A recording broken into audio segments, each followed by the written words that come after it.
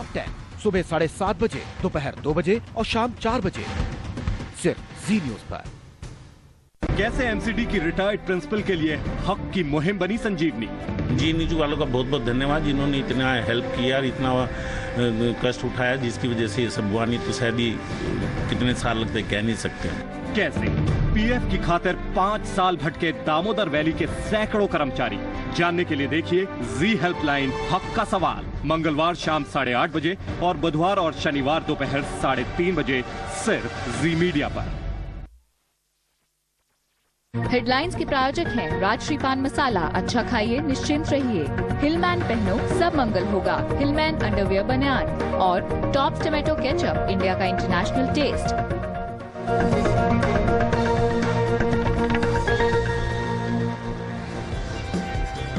मुंबई के local train में महिला डिब्बा भी नहीं महफूज, चलती ट्रेन में लड़की से छेड़खानी, पुलिस ने आरोपी को किया गिरफ्तार। आईपीएल स्पॉट फिक्सिंग में दिल्ली पुलिस की चार्जशीट तैयार, सूत्रों के मुताबिक द्रविड़ और कुंद्रा समेत 100 से ज्यादा गवाह, सोमवार को दाखिल हो सकती है चार्जशीट। जल्द हो सकता है अलग तेलंगाना राज्य का ऐलान, सूत्रों के मुताबिक कांग्रेस वर्किंग कमेटी की बैठक में फैसले पर लगी मोहर। गरीबी पर कांग्रेस में ही अलग अलग सुर, दिग्विजय का ट्वीट, गरीबी रेखा पर योजना आयोग का मापदंड समझना मुश्किल, सभी इलाकों में एक सा पैमाना कैसे संभव। विधानसभा चुनावों से पहले राहुल की क्लास, गैर यूपीए शासित राज्यों के कांग्रेस अध्यक्षों के साथ बैठक आज, चुनावी रणनीति पर होगी चर्चा। दिल्ली में ट्रेड टैक्स डिपार्टमेंट पर सीबीआई का शिकंजा, व्यापार भवन पर छापा, 2 दलाल गिरफ्तार, डिपार्टमेंट के खिलाफ मिली थी फर्जीवाड़े की शिकायत। सुप्रीम कोर्ट से राहत मिलने के बाद गुरु का आशीर्वाद लेने पहुंचे लालू यादव, मिर्जापुर में 3 घंटे तक की तंत्र साधना। रेलवे रिश्वत कांड पर पहली बार खुलकर बोले पूर्व रेल मंत्री पवन बंसल, जी मीडिया से एक्सक्लूसिव बातचीत में कहा विपक्ष कर रहा है परिवार को बदनाम।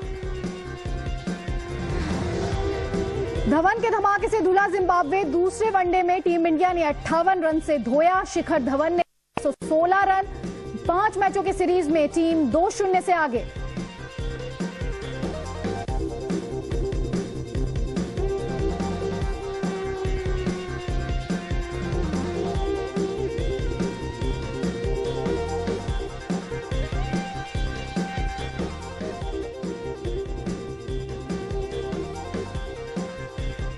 नमस्कार, आप देख रहे हैं जी मीडिया, मैं हूं अदिति त्यागी और बुलेटिन की शुरुआत उस खबर के साथ जो पूरी मुंबई को परेशान करने वाली है। जी हां, मुंबई लोकल में एक महिला से छेड़छाड़ की सनसनीखेज वारदात सामने आई है।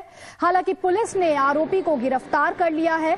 वारदात सुबह करीब 5:30 बजे की है। ऐसा बताया जा रहा है कि पीड़ित महिला डिब्बे में अकेले बैठी हुई थी, जिसका फायदा उठाकर आरोपी ने उससे छेड़छाड़ की कोशिश की।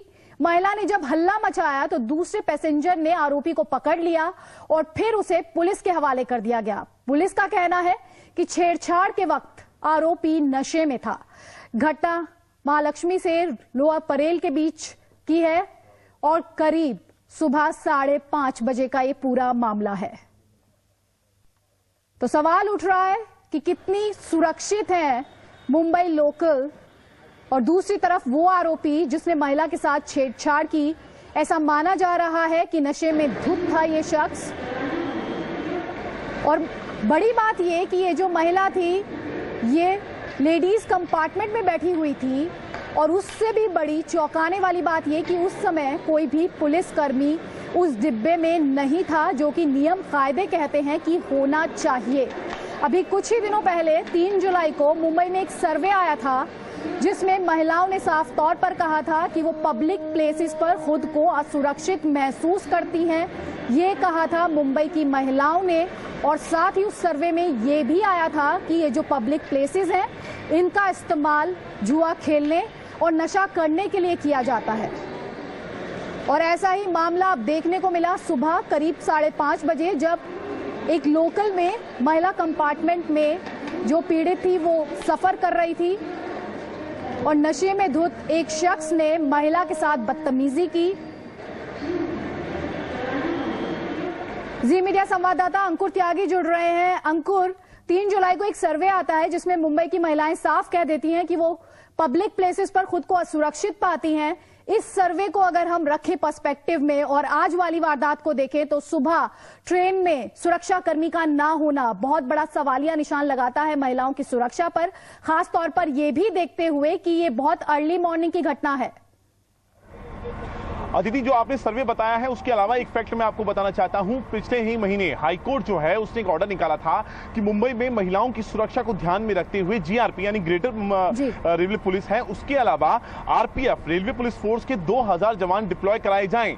और ये 1 महीने 30 दिन से ज्यादा का अवधि निकल चुकी है, अभी तक इस चीज पे कोई अमल नहीं किया गया है, किसी तरह का कोई इंप्लीमेंटेशन हमने अभी तक होते हुए नहीं देखा। जो ताजा घटना है वो शायद इसका ताजा उदाहरण है। जी शुक्रिया। तो मुंबई में ये अफसोसनाक वारदात पेश आए मुंबई लोकल में। आपको सीधे लेकर चलते हैं बीएसपी सुप्रीमो मायावती की प्रेस कॉन्फ्रेंस में।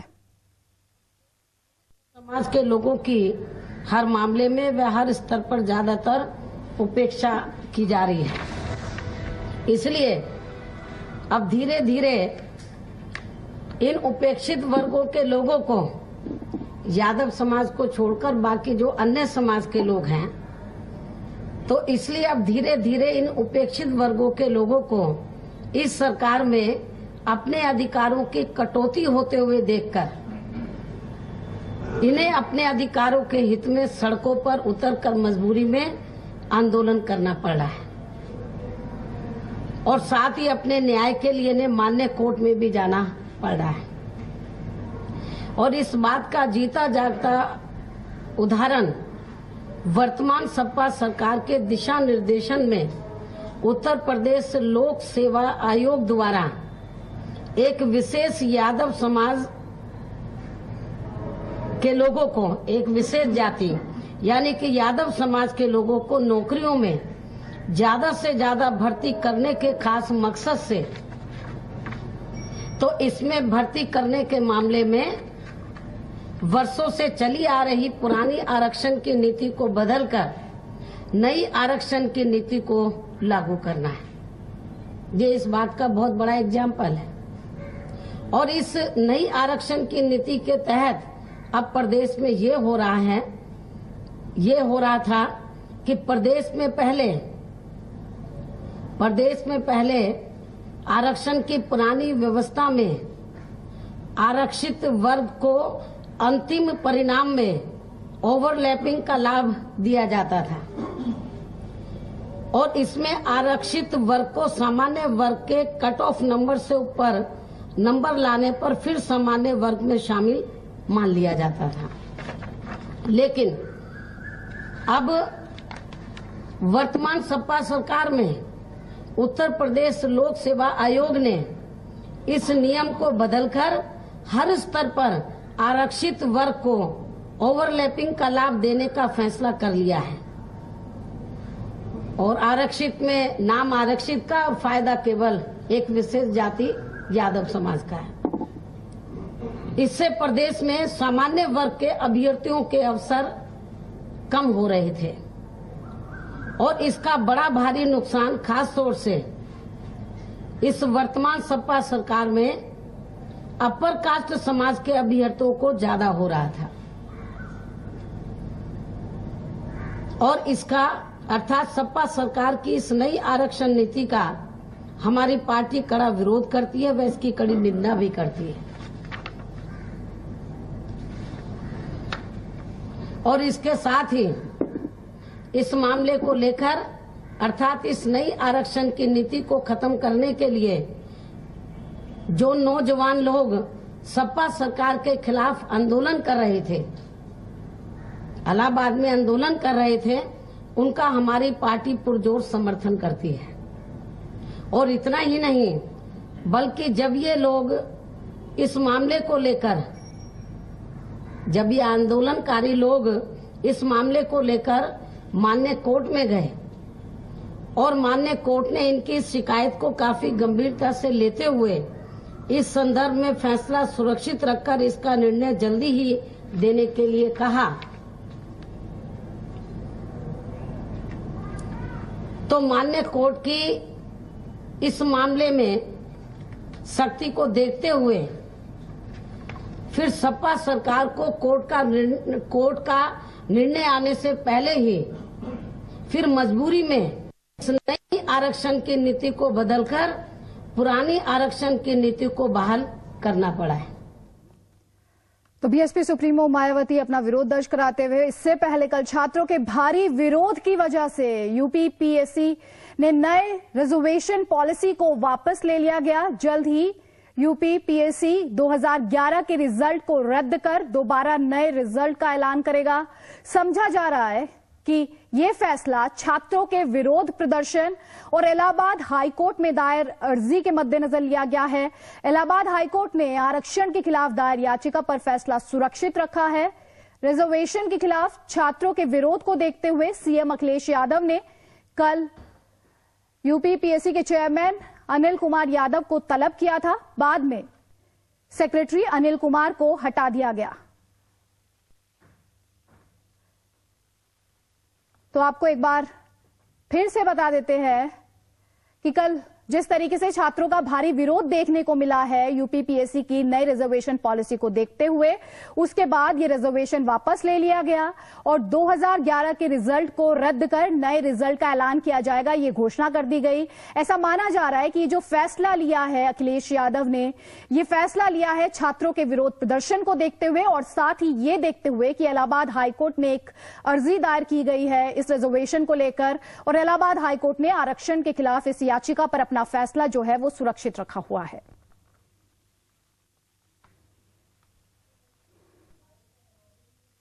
एक छोटे से ब्रेक के लिए यहां पर रुक रहे हैं। ब्रेक के बाद ढूंढेंगे कहां मिलती है 5 रुपए की थाली।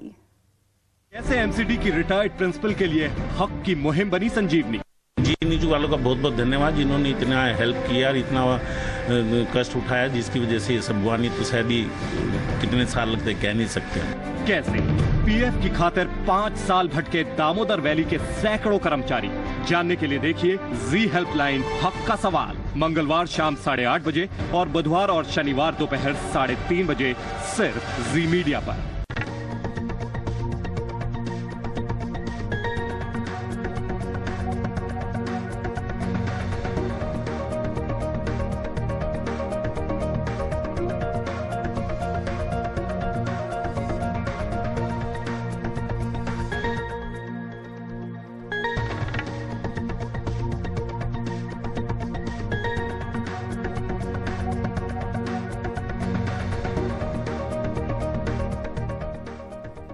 कोई 12 रुपए कह रहा है तो कोई कह रहा है 1 रुपया।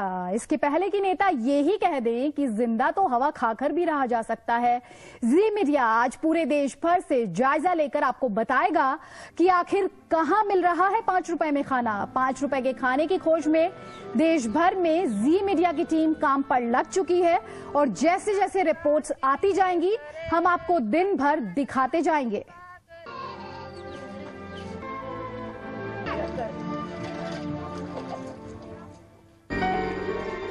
तो सियासतदानों के एक से एक बढ़कर अजीबोगरीब बयान। कोई कांग्रेसी नेता कहता है कि मुंबई में 12 रुपए में खाना मिलता है तो दूसरा कांग्रेसी नेता कहता है कि जामा मस्जिद में तो 5 रुपए में मिल जाता है।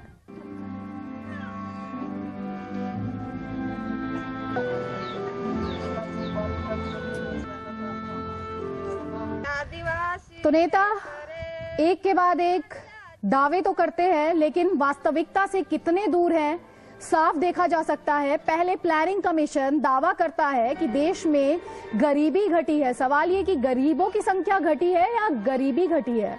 और ऐसे में नेताओं के ये दावे कि 5 रुपए में थाली मिल जाती है, फारूक अब्दुल्ला तो उससे भी आगे चले गए। उन्होंने तो ये कह दिया कि खाना तो 1 रुपए में भी मिल जाता है। मैं हूं अभी अहमदाबाद के सबसे पॉश इलाके वस्त्रापुर के अंदर। वस्त्रापुर में एक बड़ा सा ढाबा है जहां पे सबसे सस्ता खाना मिलता है और ये बिट्टू दा ढाबा जो है वो काफ़ी फेमस है। यहाँ पे काफ़ी लोग यहाँ पे आते हैं और ये हम जानने की कोशिश करते हैं उसके मालिक से। ये बताइए कि 5 रुपए में क्या आप देते हैं? 5 रुपए में सर कुछ भी नहीं मिलता। ये जो 5 रुपए का एक जमाना था आज से 20-25 साल पहले का, आज तो मिनिमम कोई भी चीज लेने जाओ, पानी की एक बोतल भी है तो वो 20 रुपए की है। हमारे वहाँ थाली जो है मिनिमम 55 रुपए की थाली है। ये बताइए कि सबसे सस्ता क्या है आपके यहाँ? मिनिमम हमारे पास जो थाली है वो 55 रुपए की है। उसके बाद फिर परोठे हैं 60 रुपए के, या सब्जियां जो है 95 की है, 110 वाली हैं, वो सब सब्जियां अलग अलग आला कार्ड में जो चलती हैं वो हैं। तंदूरी रोटी है वो भी 10 रुपए की है। यहाँ के सुबह का नाश्ता जहाँ से शुरू होता है, वैसे आमलेट सेंटर और जूस सेंटर से बात करते हैं। ये बताइए कि आपके यहाँ 5 रुपए में क्या, अगर मुझे सुबह में नाश्ता करना है तो 5 रुपए में क्या खिलाओगे? 5 रुपए में तो सर ऐसा है कि आपको एक कच्चा अंडा भी नहीं मिलेगा। कच्चे अंडे का रेट ही 6 रुपया हो गया है।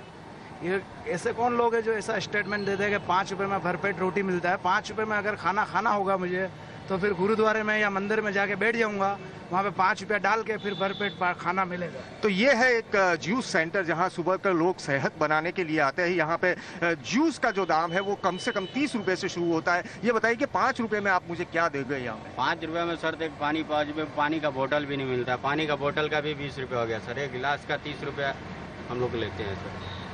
यहाँ पे जैसे देखा कि जूस भी है 30 रुपए में मिलता है, पानी का पाउच भी यहाँ पे नहीं मिलता है, तो पानी का बोतल यहाँ पे मिलता है। ये पिज़्ज़ा सेंटर है, यहाँ पे सैंडविच पिज़्ज़ा और ये सब कुछ मिलता है। लोग सुबह नाश्ता करने के लिए यहाँ आते हैं। ये बताइए कि 5 रुपए में आप मुझे क्या खिला सकते हैं? 5 रुपए में कुछ नहीं आता सर। मिनिमम 20-25 रुपए की सैंडविच होती है, पानी की बोतल की 20 रुपये आता है। जैसे हमने देखा कि सभी चीजें के दाम जो है वो काफी हद तक बढ़े हुए हैं। 5 रुपए के अंदर सुबह का नाश्ता भी नहीं हो सकता, तब मील की कहाँ बात की जाए। यहाँ पे जैसे हम देख सकते हैं कि यहाँ पोहे, सुबह सुबह के जो पोहे का लोग उठाते हैं, तो पोहे भी जो मिलते हैं वो उसकी एक प्लेट 15 रुपए की एक प्लेट होती है। तो ऐसे में जिस तरह से ये कहा जाता है कि 5 रुपए के अंदर खाना मिल सकता है, तो 5 रुपए के अंदर यहाँ सुबह का नाश्ता भी नहीं हो सकता है। तो अहमदाबाद के ये पॉश इलाके के अंदर 5 रुपए में एक नाश्ता भी नहीं मिल सकता। तो ऐसे में किस तरह से ये 5 रुपए में थाली मिल सकती है? कैमरामैन सुबोध व्यास के साथ भार्गव परीख, जी मीडिया, अहमदाबाद। तो अहमदाबाद की रिपोर्ट आपने देखी। दिन में आपको और शहरों की भी रिपोर्ट दिखाएंगे। वैसे इन आंकड़ों के खिलाफ कांग्रेस के अंदर से भी आवाजें निकलनी शुरू हो गई हैं। दिग्विजय सिंह ने ट्विटर पर लिखा है कि योजना आयोग का पैमाना हमेशा से ही उनकी समझ के बाहर रहा है। उन्होंने कहा कि सब क्षेत्रों के लिए एक ही पैमाना नहीं लगाया जा सकता और गरीबी रेखा का आधार कुपोषण होना चाहिए।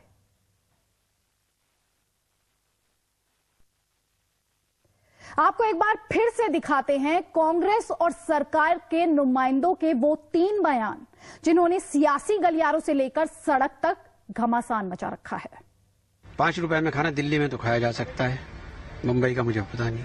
कैसे खा सकते हैं सर 5 रुपए में? खाते हैं दोनों वक्त का नहीं, दोनों वक्त का नहीं, एक वक्त का खाना 5 रुपए दिल्ली में मिलता है। आप खाएंगे वो वाला खाना? जुमा मस्जिद में मिलता है। बम्बई में मैं आज भी 12 रुपए में पेट भर के खाना खा सकता हूँ। नहीं सा वड़ा पाव नहीं, चावल इतना, दाल सांबर और उसके साथ में सब्जी के थोड़े थोड़े छौंके भी मिल जाते। पेट भरने के लिए 1 रुपए से भी भर सकता है और 100 रुपए से भी नहीं भर सकता।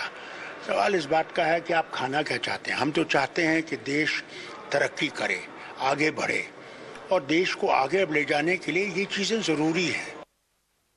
हालांकि आपको ये बता दें कि फारूक अब्दुल्ला और राज बब्बर दोनों ही अपने बयानों के लिए माफी मांग चुके हैं। एक छोटे से ब्रेक के लिए रुक रहे हैं। ब्रेक के बाद आपको दिखाएंगे लालू की तंत्र साधना।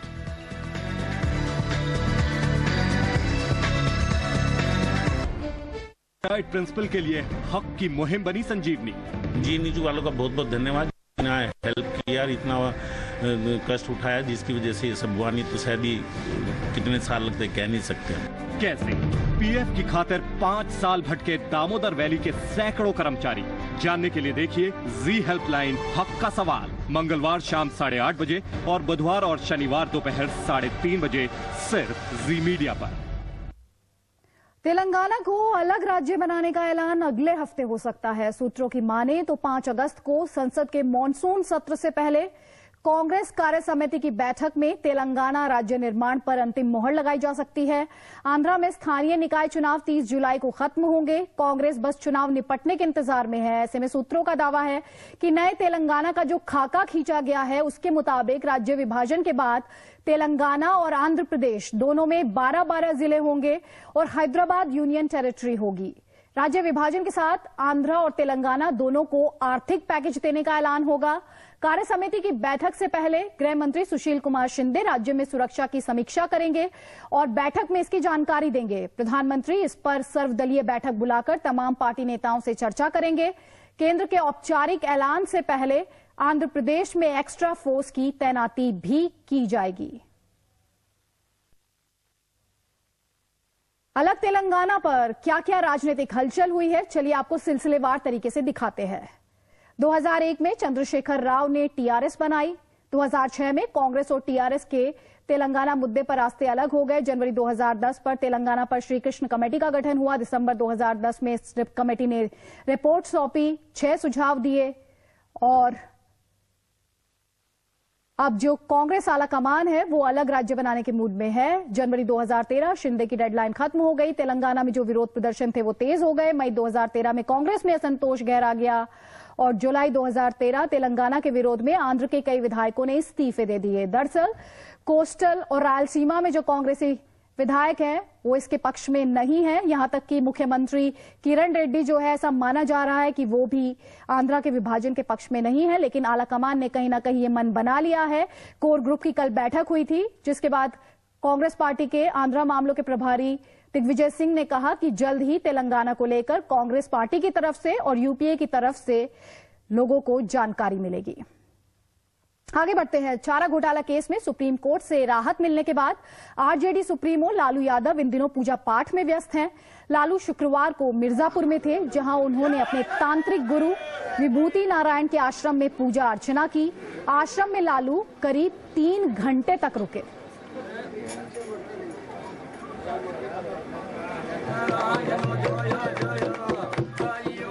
भी समझिए, मैंने खूब समझा है ठोक ठठा के। ये साक्षात शिव के स्वरूप हैं और बड़े बेबाक हैं। इनको किसी से कुछ लेना है न देना है। ये पूरा भारत राष्ट्र को चाहते हैं कि अहिंसात्मक तरीका से सब प्राणी, सब लोग आगे तरक्की